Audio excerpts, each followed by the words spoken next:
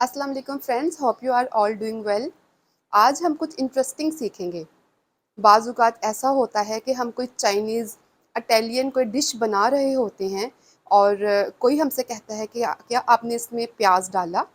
क्या आपने इसमें ज़ीरा पाउडर, धनिया पाउडर डाला? तो हम कहते हैं कि नहीं, इसका यही तरीका है, इसकी यही रेसिपी है। तो हम इसे इंग्लिश में कैसे कहेंगे? तो हम इंग्लिश में कहेंगे that's how it meant to be.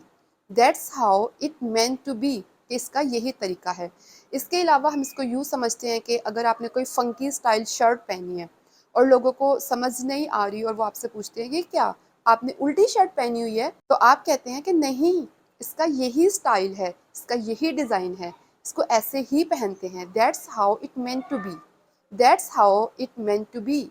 यानी जब भी कभी आपको ये कहना हो कि इसका यही तरीका है, इसका यही स्टाइल है, इसका यही अंदाज़ है, इसको ऐसे ही करना चाहिए या यही इसका सही तरीका है, तो आप कहिए that's how it meant to be. That's how it meant to be. I hope you like this video. I will see you in my next video. Allah Hafiz.